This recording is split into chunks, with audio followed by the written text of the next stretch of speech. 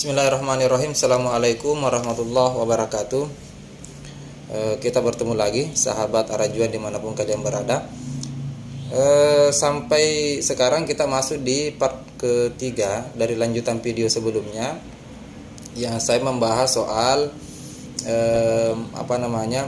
pernyataan seorang mantan LDII Haja Hairani yang kemudian membeberkan segala kebusukan, kesesatan dari jamaah LDII itu sendiri. Nah, ini akan berlanjut ke part-part selanjutnya. Saya tidak paham nantinya sampai berapa part video ini, apa pembahasan ini, tapi intinya adalah kita akan mengupas segala pernyataan, poin-poin penting dari pernyataan dari Haja Hairani ini sebagai perwakilan dari jamaah LDII yang kemudian sudah meninggalkan organisasi LDII dan kemudian membeberkan kepada kita semua terbuka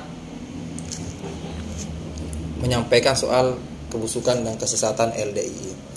Baik, kita masuk di cuplikan ketiga, kita dengarkan dulu bersama-sama.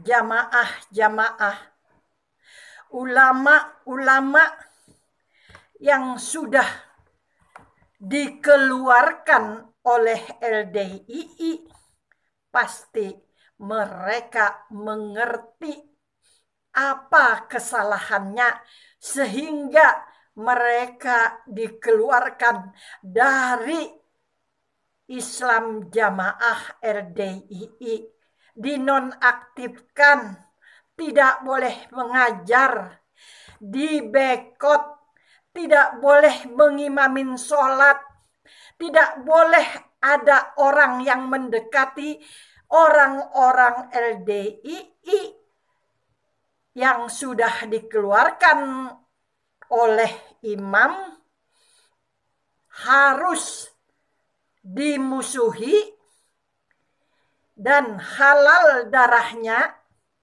dihukumi murtad, dan kalau bisa bunuh agar tidak bocor rahasia di dalam jamaah. Baik, sahabat Arajuan, kita sudah dengar sendiri bagaimana pernyataan dari Haja Hairani ini membeberkan kepada kita terkait persoalan jamaah LDII yang kemudian melanggar atau misalnya keluar sendiri dari LDII pasti akan mendapatkan intimidasi. Haja Hairani ini adalah salah satu korban ya, korban dari intimidasi, korban dari dikucilkan dan lain sebagainya, dimiskinkan lah kalau bahasa-bahasa dari jamaah LDII yang sudah keluar. Jadi modelnya begini, ini kan LDII adalah organisasi atau kelompok yang sebenarnya kalau secara umur mereka sudah lama. Mereka sudah lama, dari sejarah panjangnya beberapa kali merubah nama kelompoknya mereka, mulai dari Darul Hadis, kemudian Lemkari, Jamaah Islamiyah dan lain sebagainya, sampai pada akhirnya LDII. Sebenarnya mereka sudah lama.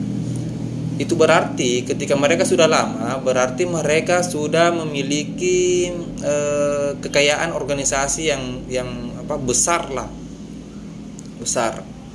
Yang kedua adalah pasti kelompok-kelompoknya mereka atau jamaah-jamaahnya mereka itu sudah berada pada posisi-posisi strategis, baik itu posisi pemerintahan, instansi-instansi yang ada di daerah, di semua daerah, kemudian sudah memiliki pesantren dan sekolah-sekolah, usaha-usaha dan lain sebagainya, dan kemudian jamaahnya mereka pasti akan diberdayakan.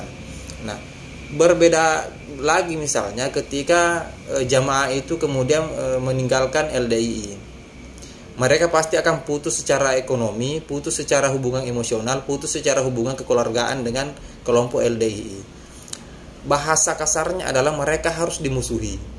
Mereka orang-orang yang keluar dari LDII harus dikucilkan, harus dimusuhi dan diberikan label murtad ya.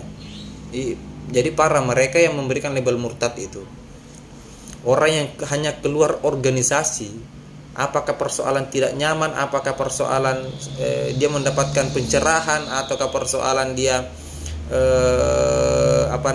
ingin bergabung di organisasi atau di ormas lain, itu dianggap sebagai bentuk pengkhianatan oleh kelompok LDII. Dan parahnya menurut keterangan Haji Herani, orang-orang ini, orang-orang yang keluar dari LDII itu sampai diperbolehkan untuk dibunuh, boleh dicelakai, boleh diintimidasi, boleh dimiskinkan. Agar apa? Agar orang-orang yang keluar dari LDII itu kemudian tidak mengungkap rahasia besar yang mereka ketahui soal jamaah LDII, organisasi LDII. Nah, kalau sudah sampai separah ini, mereka sampai berani melakukan tindakan-tindakan kekerasan, kriminal dan lain sebagainya, itu berarti mereka memang sudah rapi secara kelompok, sudah rapi secara kelembagaan, dan kemudian sudah punya pasukan-pasukan tersendiri, jamaah-jamaah tersendiri yang siap melakukan eksekusi-eksekusi itu. Bahasanya kan begitu. Karena yang melakukan perintah, yang mengeluarkan perintah pasti adalah imam besarnya mereka. Pasti imam besarnya mereka memberikan keputusan, orang ini eksekusi, orang ini bunuh, kemudian dikhawatirkan bocor informasi soal LDII, maka eksekusi. Berarti tim eksekutornya itu sudah ada. Parahnya di situ. Yang menurut saya yang paling parah juga sih yang soal memiskinkan itu.